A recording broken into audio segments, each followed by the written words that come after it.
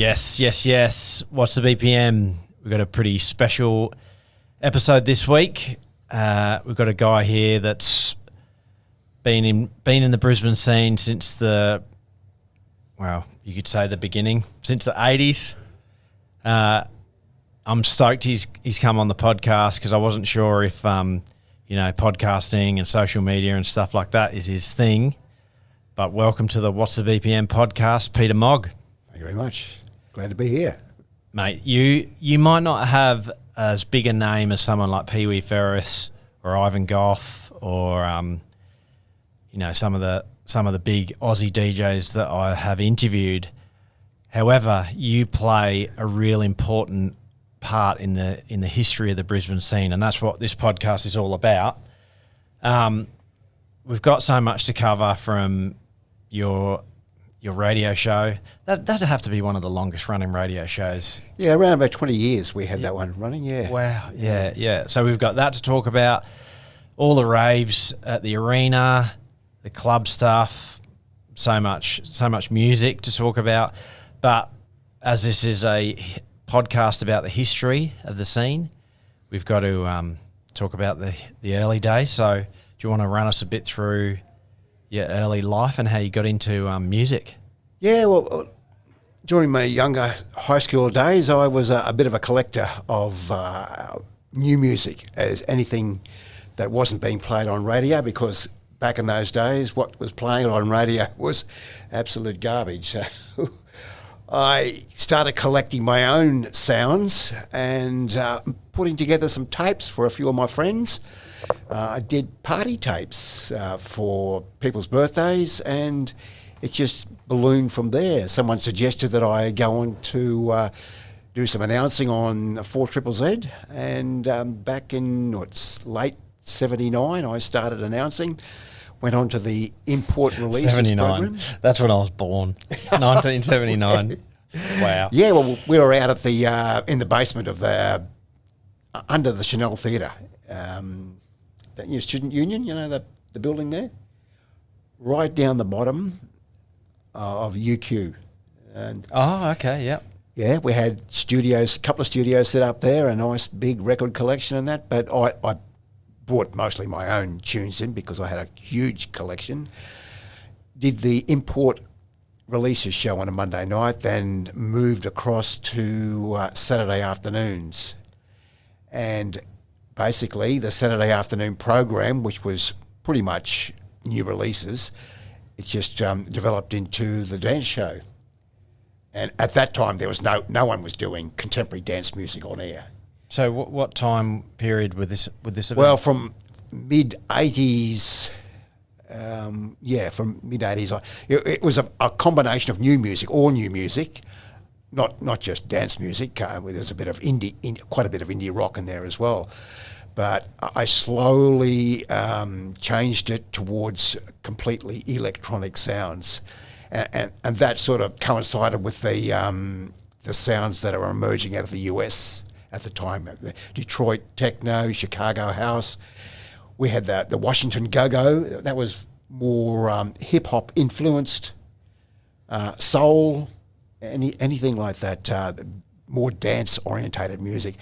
And it was unmixed at that time, and that led to me working with Kesson, and we decided to take it from Studio One into the production studios, where we had Technic 1200s, and from then on it was a completely fully mixed live program.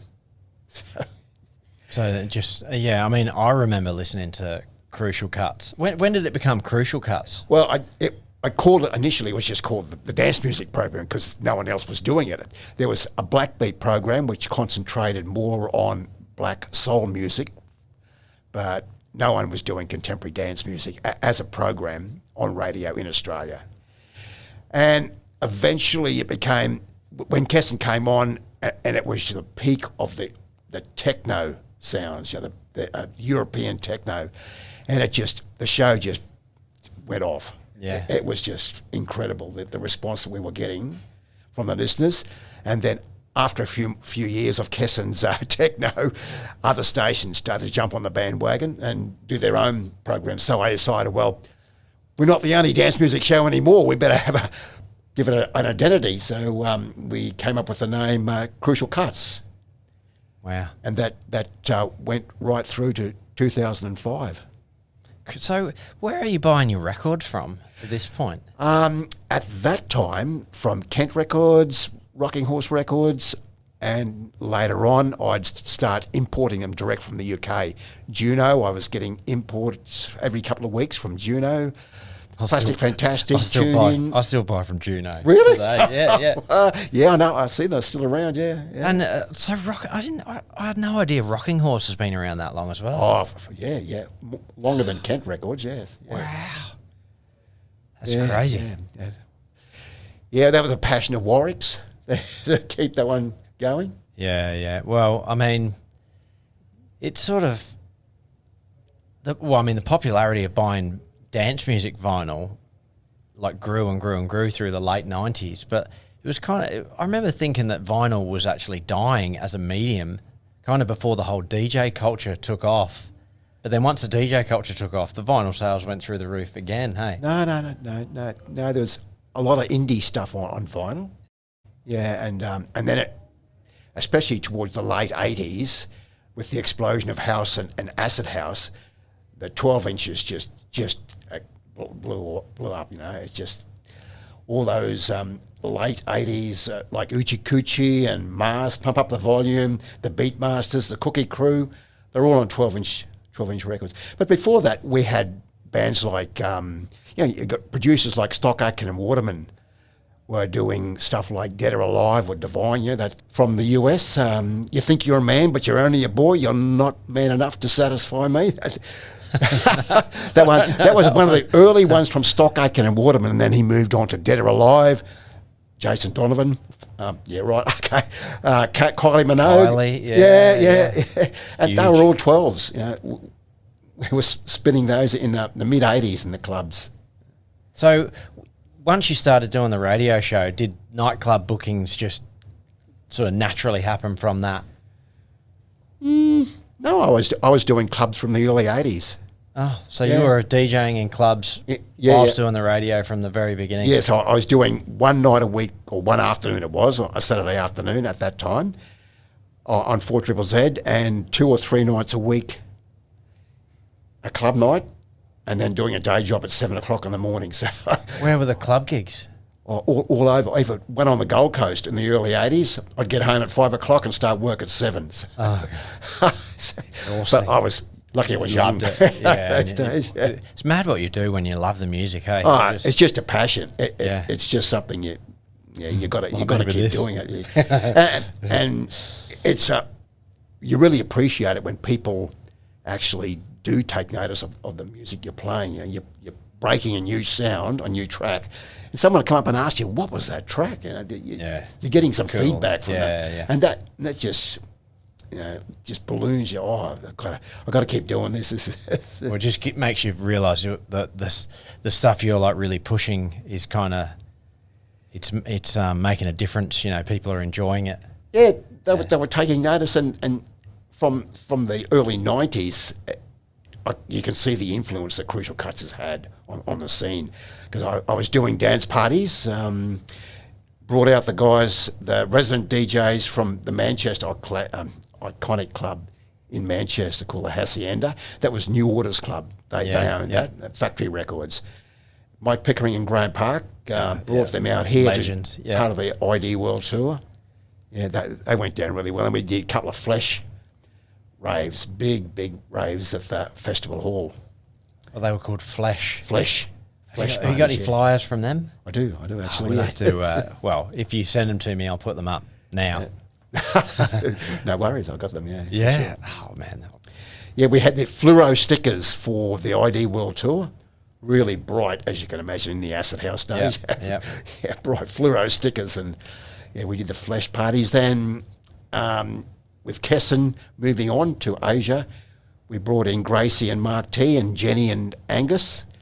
And we started the creation parties. Jason Kinneborough was the promotions coordinator at 4ZZZ, and we started doing the creation parties, which eventually led to Adventure. Yeah, I remember. I went to all of them pretty much when I was here. I was going to them, but I never knew that you had anything to do with the creation. Well, the creation was our birthday, so I started on my 5th anniversary of Crucial Cutz. Was creation 1, and then we did one annually to celebrate our birthday. Oh wow! Oh, there you go. And they worked so well that Jason and we put the essential parties together, and the Adventure was just massive. It just ended up at the R&A Showgrounds. Yeah. Huge. I remember, I think I might have told this on the podcast once, but I went to an Adventure where it was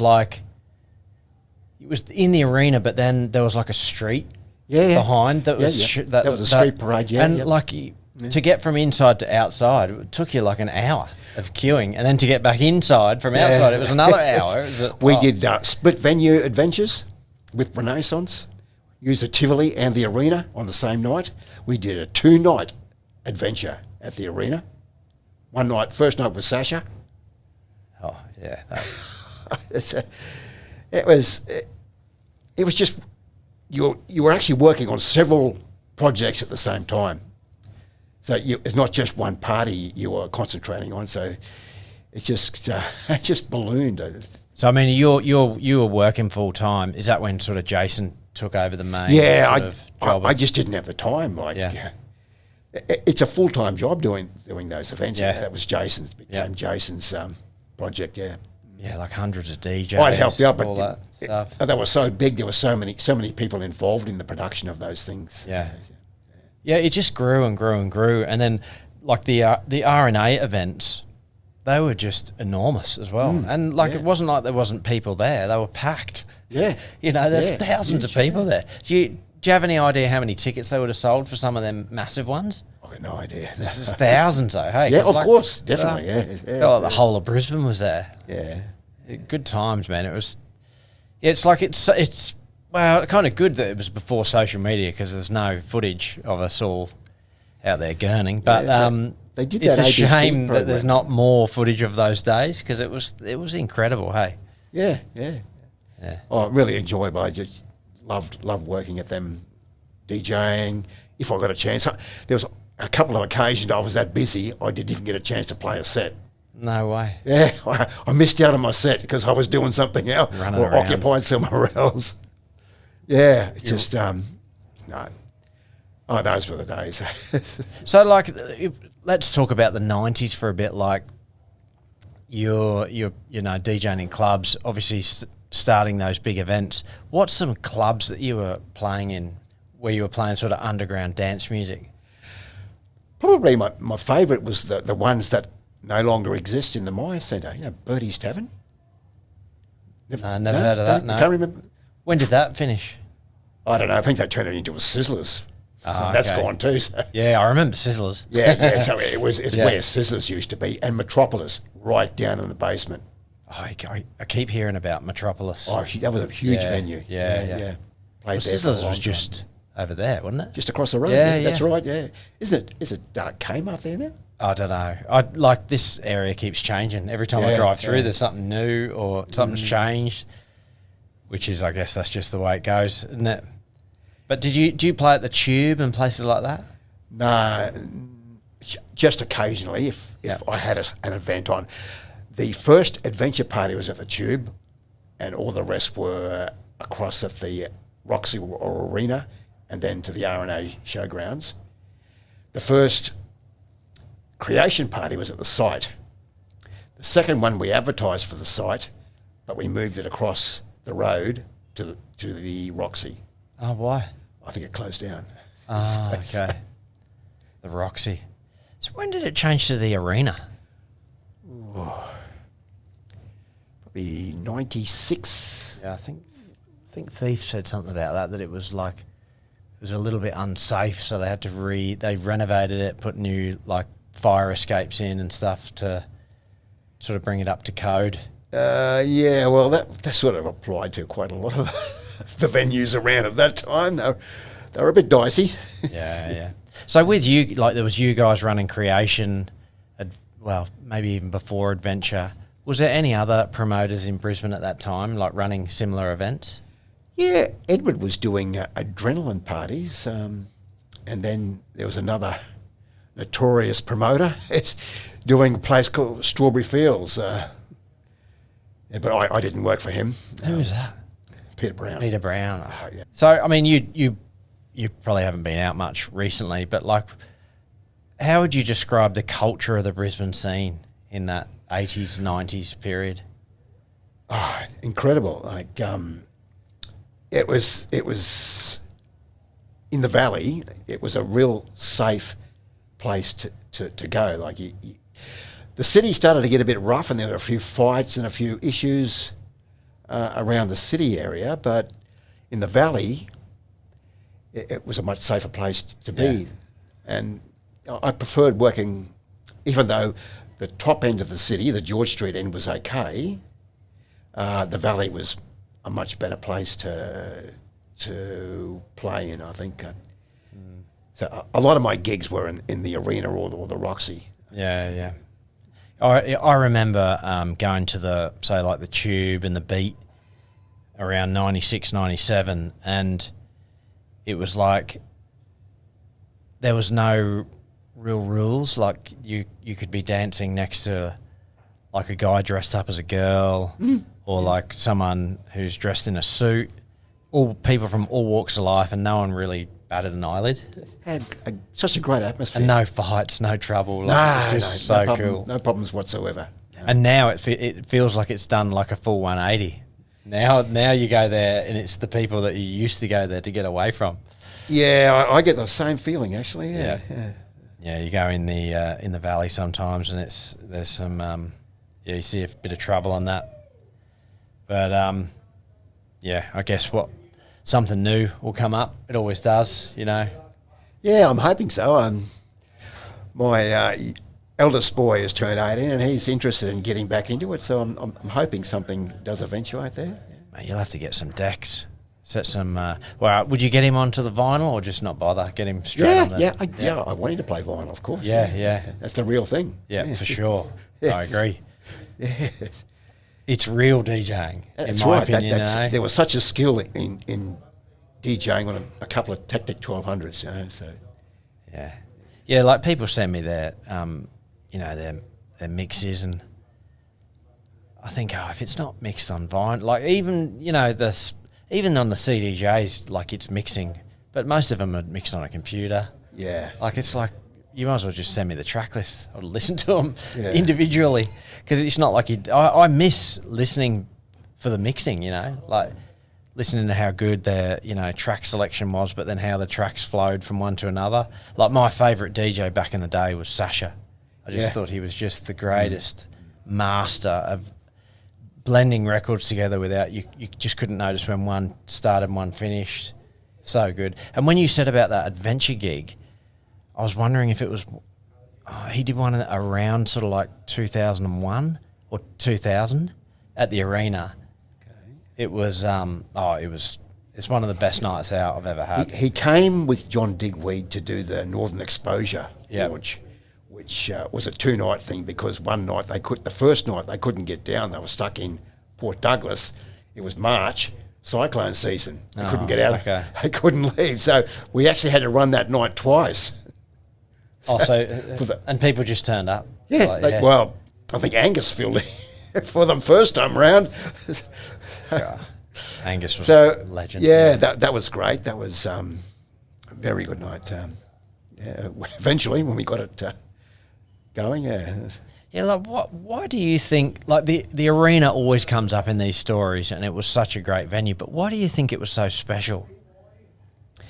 It just had that underground feel. Like dirty, smoky, dark and dingy. Yeah. It was just suited for that sort of, even though I believe it was designed initially as a rock venue. We had downstairs rock, because I used to DJ in between the rock bands. Upstairs was Patches, which is beat mixed dance music. Oh, wow! Upstairs. Upstairs was called Patches. And this is when it was the arena. No, the Roxy. Roxy days. Okay, Yeah, this gotcha. is back early 80s. Yeah. Yeah. So it really, the main room was designed more for rock and roll bands. But, you know, the rave scene grew so quickly that it was ideal for raves as well. We set up the consoles, the decks on the stage, and we did the parties from there. Yeah. And Brenton had started his System 6s in there as well, in one of the side rooms. Oh, there were multiple rooms in that place. It's incredible. Yeah, it was massive. Yeah. And I spoke to Thief about this. When you walked in there, you could feel it just hit you. Hey, Yeah. the beat just so loud, so thumping. Yeah, the Sky Pack boys did a good job on the lighting, the lasers. Yeah, very, very cool. Like I miss them days, and I mean, I'm sure that if you were there, you would miss them too. But times move on. I'm sure that the young people of today have got their favourite spot that's kind of doing the same kind of thing for them. Yeah. They're just unfortunate they missed out. Technology has changed a lot. Yeah. So what's some DJs from around that that time that you think in Brisbane helped shape the scene? Well, I had a lot of them play on guest sets on Crucial Cutz, mainly because there were so many subgenres of music. So I would concentrate on one particular style, and I had Jenny and Thief come in and play a hard house. Angus would be more house. Kesson in the 91 period, he was the early days of European techno. And later on, we got into drum and bass, breakbeat, progressive. Quite a few years of progressive sounds. Yeah. Well, that's what I remember you as always being like, playing the progressive house on all the big shows. You were either up in the upstairs room for the adventures or any of them raves. You were always in the progressive house room. I remember seeing you play on a huge stage, playing progressive house in between. I think was it the Slinky or the Gatecrasher guys that were over at the time? Yeah, I did a Slinky night. Yeah, I did. Yeah. I went through quite a few different stages. I went through a Goa psychedelic trance period for a while, and then that moved on into the progressive sounds. And then in the early 2000s, I went breakbeat, acidic breakbeat, something like hybrid, stuff like that. Drum and bass, I even played a bit of drum and bass in the early 2000s. No way, I don't remember that. Yeah, I did. I had a young guy, Jason Reed, he was playing some wicked drum and bass, and even brought back in Johnny Griffin to play a bit of breakbeat. So, Jason Reed, who was that? His DJ name? Reed. Jason, Reed. Yeah, just Reed. Okay. Jason Reed. Yeah. Oh wow. Yeah, he was playing some wicked tunes at that time. So, how did you get onto the progressive house sound? Was that just were you influenced by like people like Digweed and Sasha and? I was just the records I was buying. Yeah.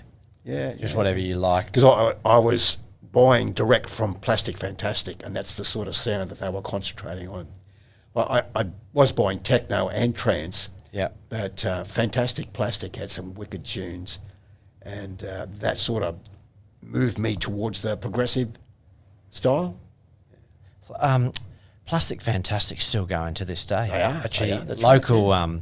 Brisbane DJ's actually been on the podcast. Richard Curtis just had a record released on their label. Oh, really? Yeah, he's like plays like he makes deep dark prog. Like you probably like it. He gets plays by people like Hearn and I think Sasha, Digweed, all those guys. Guy J. He's doing really well. Shout out Rich if you're watching. Sure you are. But yeah, so you're playing on Crucial Cutz. You're doing your show every week. You're bringing in guests.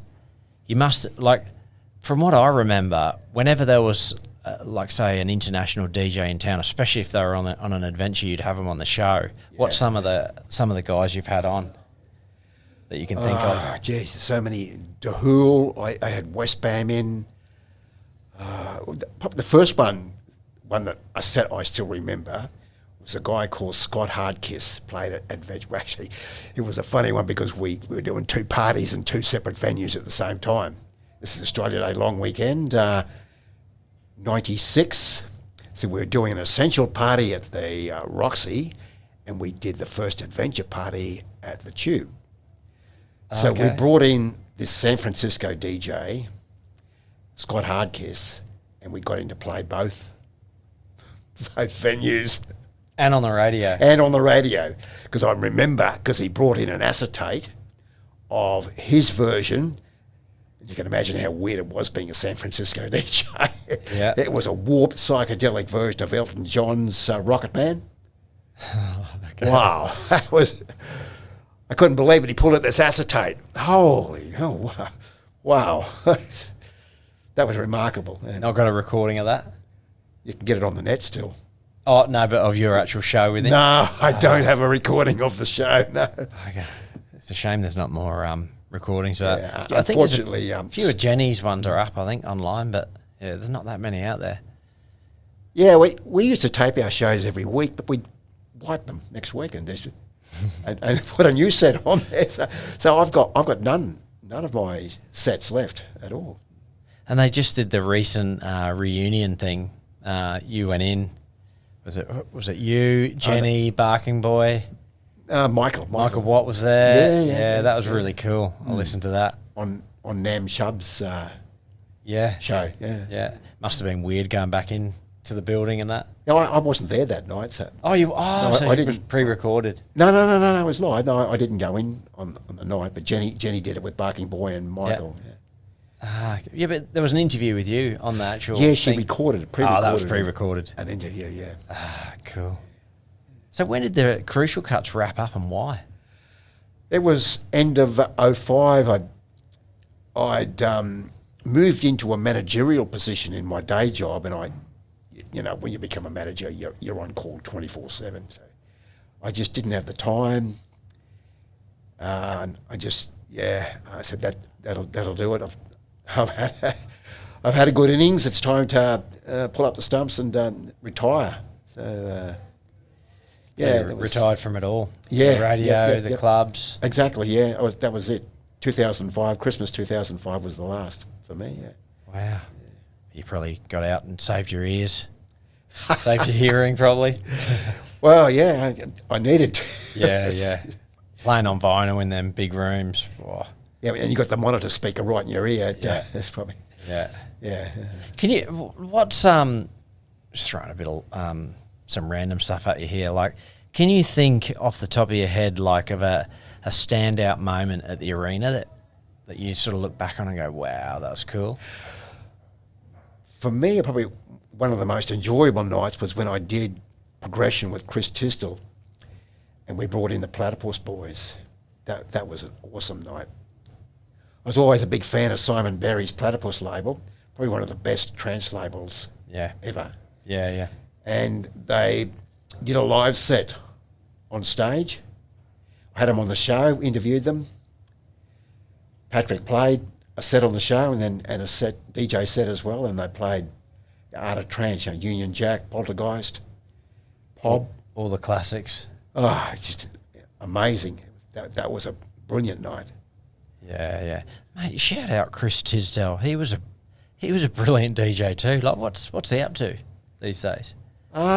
He's in Sydney. He moved to after that. He actually moved to Sydney. No, not DJing. No. Oh, what a shame. Yeah. He's I believe he's a doctor now. Oh, really? Yeah. Doctor. He was a mathematician. Oh, wow. Yeah. Smart guy. Yes. Probably why he could DJ so well. He lining up the beats.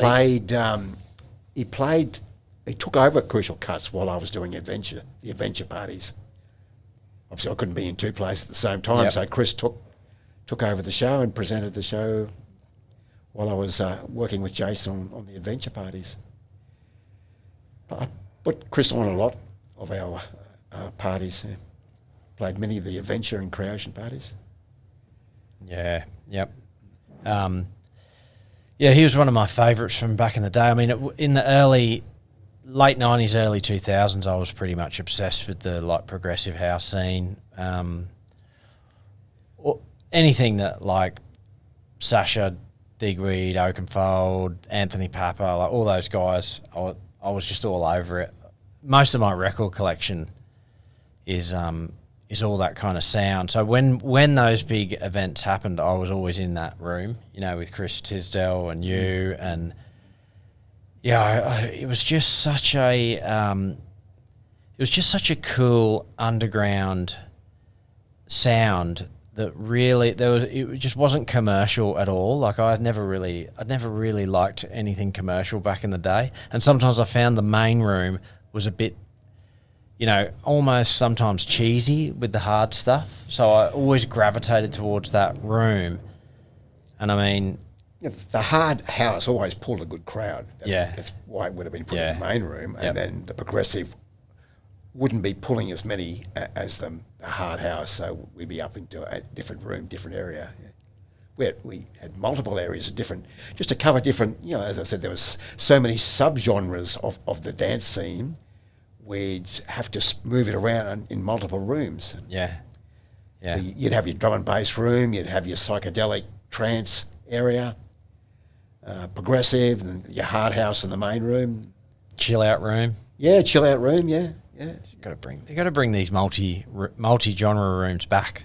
I reckon we've got to find a venue first. Yeah. We don't have an arena anymore, do we? Yeah, there's not much left, is there? Really, it's I know the Tivoli is still around, but not much more, really, is there? No. Well, I mean, Tivoli, the Met. They're the only two big places that you could use.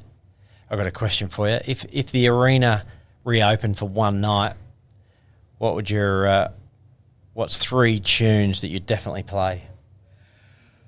Well, if I was doing the set before the main act, I would start off with something that people may be familiar with, but they may not know the actual tune itself. But a guy called Ben Liebren here, he was an early 80s Dutch radio announcer who'd put together studio mixed sets, and he was a massive influence on 3 guys which became so huge in the scene: Tiesto, Ferry Corsten, and Armin van Buuren.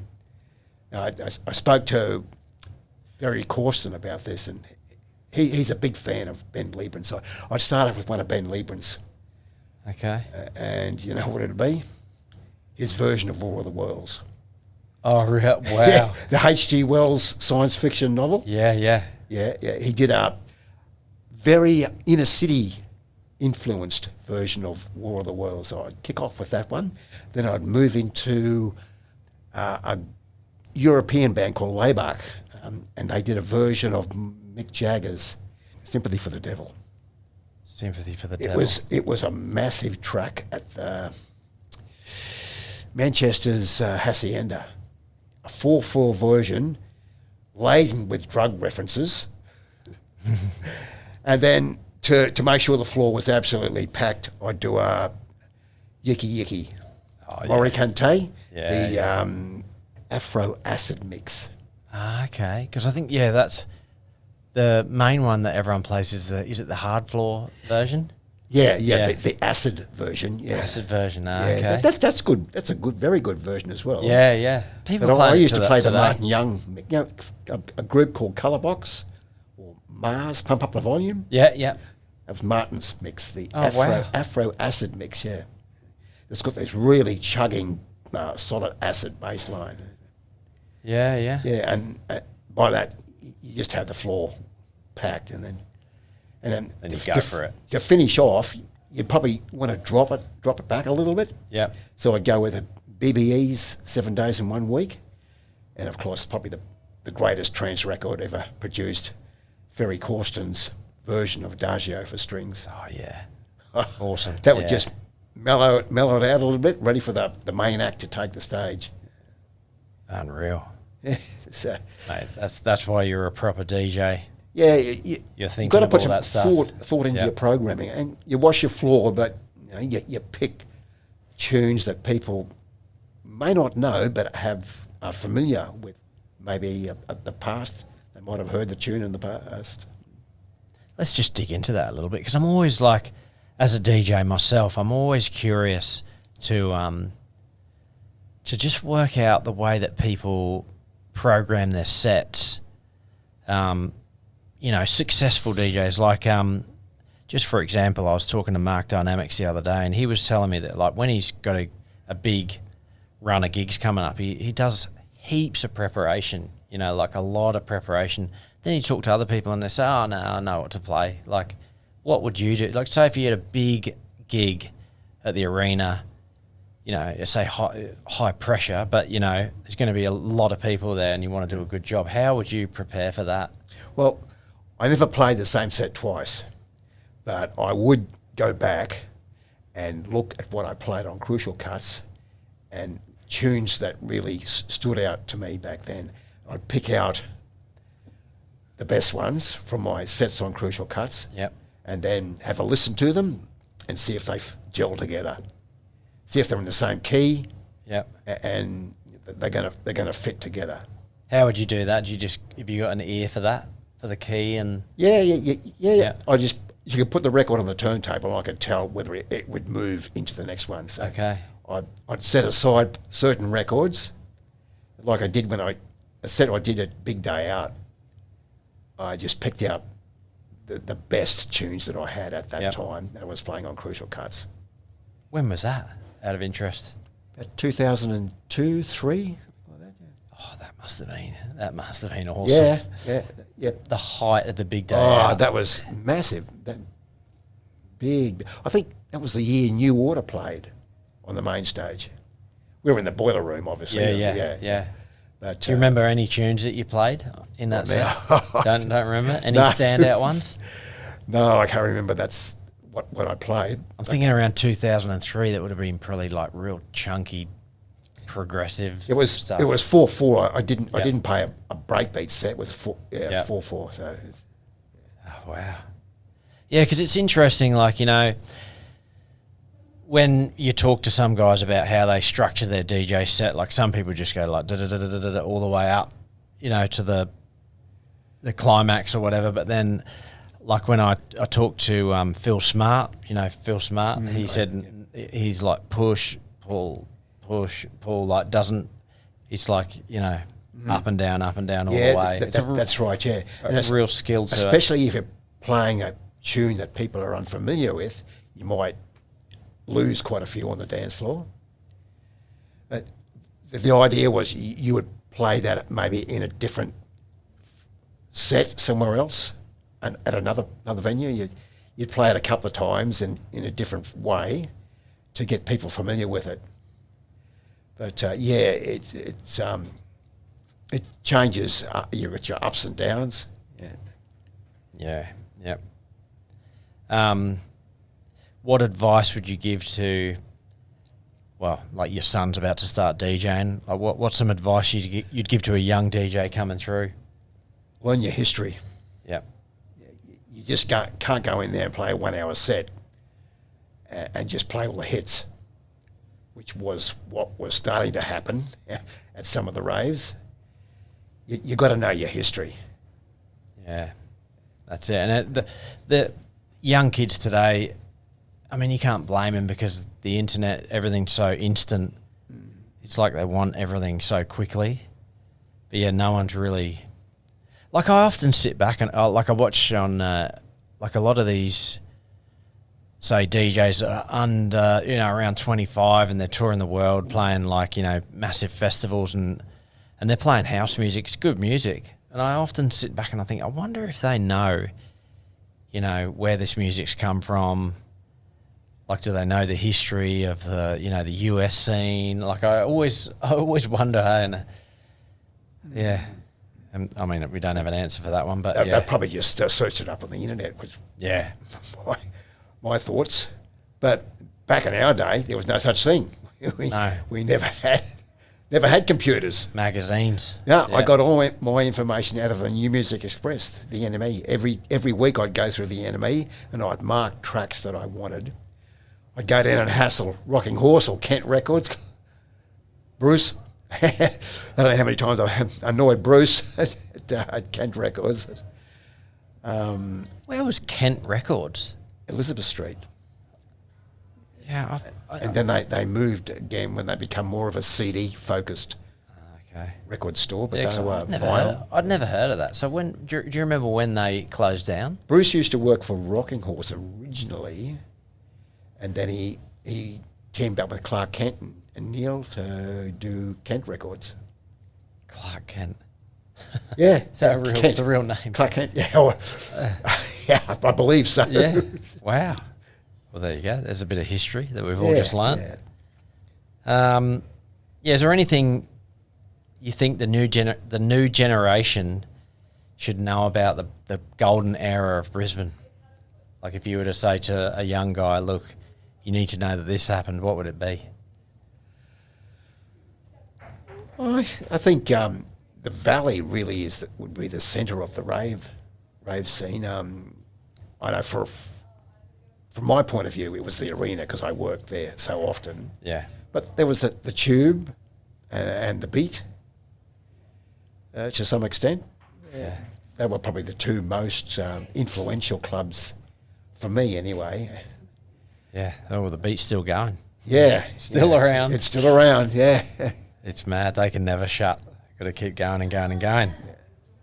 So, like, I mean, you're starting to embrace a bit of social media. You've got a great Facebook page where you're uploading all the old flyers and stuff like that. So, is that like a public page? Can people follow you on there, or have they got to add you as a friend? Or add me as a friend? Yeah. Or I'm also doing that on Jenny's Crucial Cutz website as well. Oh yeah. So it's similar sort of posters and flyers and that. So I've managed to dig up quite a few of my old ones. There's a couple missing, but I've dug up quite a few of the old flyers from the old days. I've even gone back to the early 80s. I found some stuff from the early 80s, some very interesting, brings back a lot of memories. So have you just got like the photos saved, or have you got some of the old flyers? I got the original flyers. Oh, wow. Yeah. Yeah, I was talking to John Adams from the Mars Bar, and he was telling me that he was going to try and preserve some of his, but he put them out the back of Chichi Deluxe, and a couple of homeless guys came and burnt them all. Oh, no. So he lost all of his, and he suggested to me we should actually donate them to the museum. Yeah, for sure. As part of the history of Brisbane's dance music. Yeah, definitely. So I'm thinking that. So once I upload them, I'll pull out some and I'll offer them to the museum for safekeeping. Yeah, you've got to, because I went and had a look at it. They had it was an expo at the Art Museum. I thought it was about Brisbane clubbing culture, but when I got there, I think it was more to do with the gay scene and that. But they had some really old flyers. They had some like adrenaline flyers. They had some pretty cool old stuff. But like that's what I mean, stuff like that you're saying that needs to get in the right hands so they can use that stuff. Yeah. I'd hate to. I don't think they'll be thrown out, but I'd hate to lose them. Now,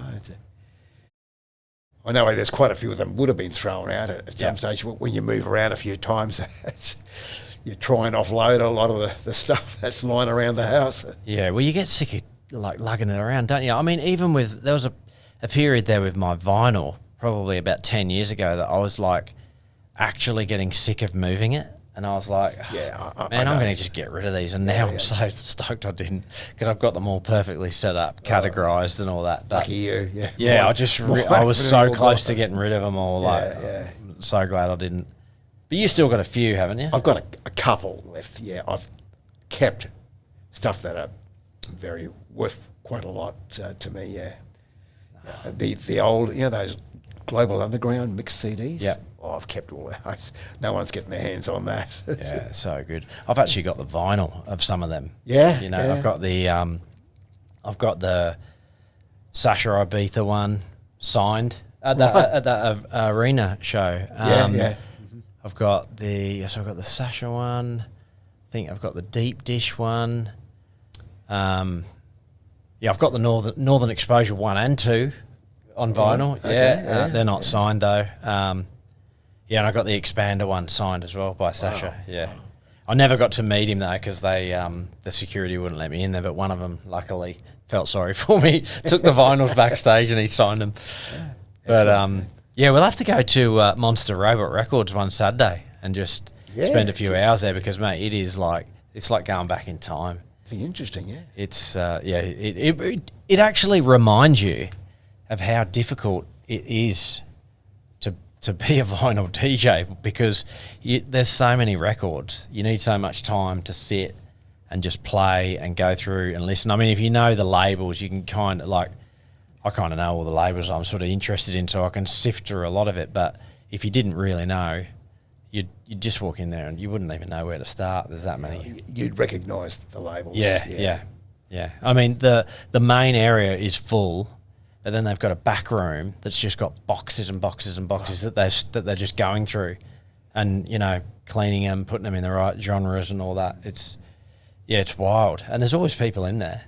Yeah, it's like there's people out there still buying records. Oh, it's great to see. Yeah, the interest is really great. Yeah, excellent.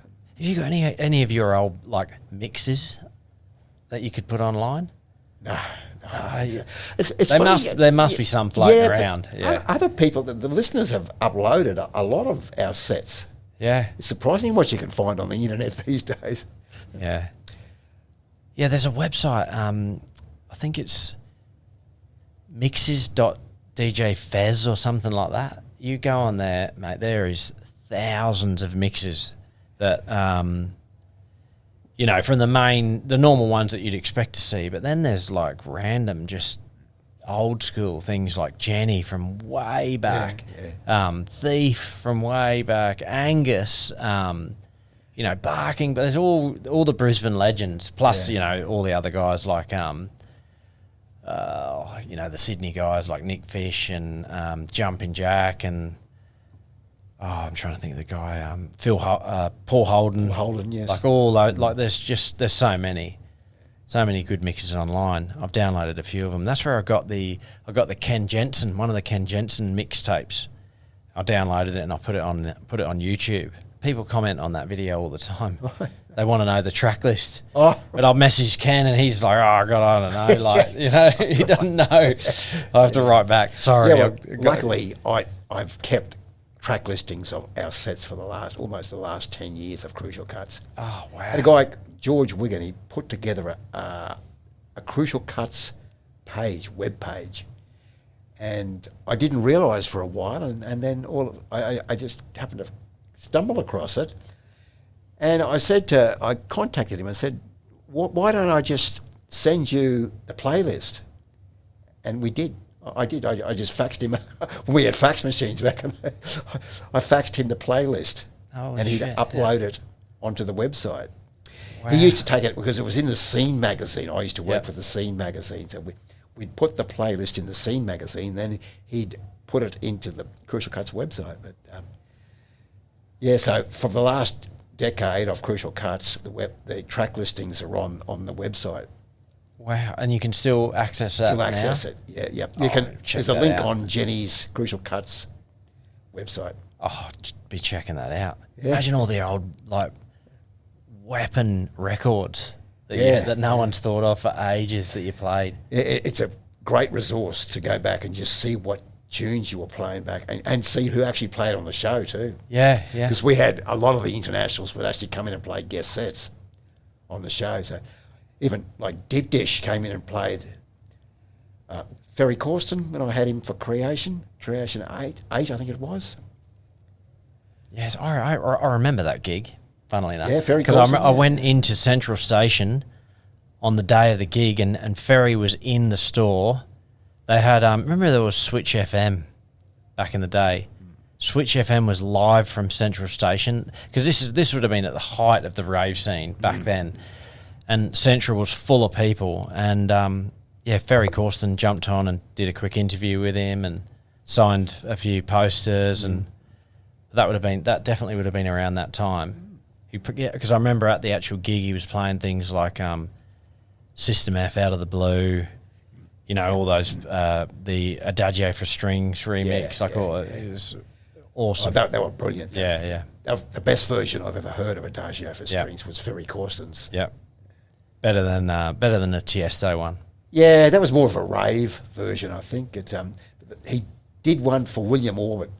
William put it on an album, and then very luckily managed to get the opportunity because it was actually offered to someone else to do the remix. Oh, really? Originally, yeah, and Ferry managed to get his hands on it and said, I want to do this Adagio for Strings. And they agreed, and it was huge. Just brilliant. Just massive, Yeah. Man, I saw, I was in the UK and I saw Danny Howells play. I might have even told the story on the podcast on the audio only channel on Spotify or Apple, but we were out in like our local town and we just saw a flyer on like a post and it said Bedrock Night. We knew what Bedrock was, but we didn't know who Danny Howells was. And we were all like, you know, proper train spotters, like proper nerds. We were like, shit, Danny Howells, never heard of him before. So we went, let's go and check it out. And it was in a massive club with, you know, probably a couple of thousand capacity. And Danny Howells played, and it was just awesome. But I remember he finished with a couple of Ferry Corsten records. Was the Adagio for Strings and can't think of it now. Can't think of it. I might edit that and put the name in. I probably won't, but anyway, yeah. But it was around that. Yeah, amazing tunes, and it was just such a good time to be a DJ and buying records around that time. Hey, like it must have been awesome for you to be able to just get all these tunes and then go to the radio. And play it. There were so many good releases. As I was saying, you didn't have to play the same set twice because there were so many tunes. You could just totally play a fresh set every time you went on air. Every week, yeah. Crazy. Mate, I've got some rapid fire questions for you. Well, this is easy. Vinyl or digital? Vinyl for me. Yeah. Same here. All-time favourite rave anthem? I'll give you four. Yeah, even better. Okay. Yeah. James Brown is dead. Oh, I remember that. Yep. You sure remember that? The couple of Dutch guys. Quadrophonia. Yeah, I remember. Bizarre that. Inc. Playing with Knives. Yep. And we had Praga Khan. Injected with the poison. Oh. That was 91. That was the Kesson era on Crucial Cutz, and that just the show just blew up. It just 91. God, it's crazy, hey. Yeah. Back in 91, they were brilliant rave tunes. Yeah, iconic. Yeah. I remember in maybe late 90s, early 2000s. I think it was BK or someone did a remix of that. Yeah, they've been huge. remixed. The hard dance version. Wow, it's a massive tune as well. Yeah. Many versions of those iconic tracks. Yeah, all right. Okay, next one. Best old school Brisbane venue? I couldn't go past the Arena or the Roxy. That just had that underground vibe to it. And it was full of people at a rave. It was just unbelievable. It was. Everyone that I've interviewed goes on about it, but for the people that are listening that never got to go, it was that good. Hey, it was that good. It was. Yeah. With Skypack boys with the lasers, great sound system. Most times, yes. I never went there, and went, oh, it's quiet tonight, or didn't think the sound was good. Always thumping. All the parties were great, yeah. One DJ you drop everything to play with? Well, we've already spoken about him. He's such a nice guy, easy to get along with, and he played several sets on the show, so have to be Ferry Corsten. Ferry Corsten, legend. Yeah. You haven't been to see him play recently, have you? No, He's been to Brisbane a few times. He was. Just recently he was here a couple of months ago, wasn't he? Yeah. He played in Melbourne, Brisbane. He did, yeah. Yeah, mate. When you watch him play these days, he's just like a true. I mean, he was always been a true professional, but you know, it's like watching a professional soccer player. You know, it's just he could do it with his eyes closed. He's that good. You know, very very good DJ, brilliant producer, and from what I've heard, a really good guy too. Yeah, he started out doing tunes with Tiesto, but I think Tiesto was just too busy with his DJing, so Ferry started doing work with other artists. And that would have been as Goyella, wouldn't it? Yeah, correct. That's right. You know, I only found out recently that Goyella means heaven in Australian Aboriginal language. That's right. It is. Yeah. Amazing, eh? I only just found that out recently. Your go-to closing track? Well, it would have to be Adagio for strings. Ferry Corsten, yeah. Definitely Ferry Corsten's mix, definitely. Well, he's done a few of them, actually. Yeah. Okay, if you could relive one Brisbane Rave night exactly as it was, which night would it be? Well, I enjoyed the Platypus tour that much. I would have to say that one, the Platypus Boys on stage at the arena. Unreal. What year was that? Late 90s? Mid-90s? Yeah, about that, late 90s, yes. I'd have to look that one up now. Yeah. Mate, Platypus Records, just such a great label. So many massive anthems, hey? Yeah. Yeah. Yeah, and the label that first released in the UK, Robert Miles' Children.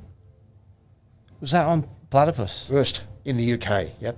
Wow, I never knew that. Yeah. Holy shit, okay. Mate, anything else you want to cover? Oh, I think we've covered most. Well, I guess we should finish with when's the comeback show? Oh, I don't know. I don't know. Got to be getting itchy fingers. We'll see. Yeah, maybe. We'll see. Have to get Jenny to set you up somewhere. Yeah. I've got to find the vinyl first. Mate, there's so many around. tunes I wish I still had at home. Yeah, I'm disappointed now that I actually have sold them. Well, with there's websites like Discogs. Yeah, you can always find them. You can purchase them again. Yes. And now with Monster Robot, they've actually got a search function on the website, so you can type in, and you know, I've found some really unknown records that they've just got in stock, and the guy who runs it, I think his name's John. He says we just buy collections and just go through, and you just sometimes you get lucky. They've got them there. It's crazy. Yeah, there are so many tunes, classic tunes from that time that don't get any exposure at all. And we do have in Australia we have this dance music. It's on DAT. It's a DAB on a dance show, but digital. Yep. Yeah, digital. Yeah, audio. Yeah, but I find their programming a little bit bland. They? Yeah, disappointing. They do play some good tunes, but there are so many more that they could be actually featuring. Mate, you'll have to download the Kiss FM app. That's like an Australian dance music radio show, 24/7. Like they have all sorts of different shows on there, from like hip hop to, chilled to techno to trance, and they have all local guys run their shows, but then they've also got the major ones Tiesto, Adam Bayer, all the main guys. They've got their weekly shows that they have. They have the Defective show on there as well. But there's always so much good music on there. You have to check that out. Yeah. Yeah. Yeah, I've got dance hits in the car on.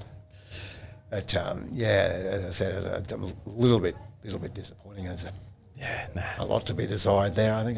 You got to download the app. Yeah. And get into it. Oh, mate, this has been awesome. We've we've managed to record it in such a great room. I hope it comes out good on the cameras.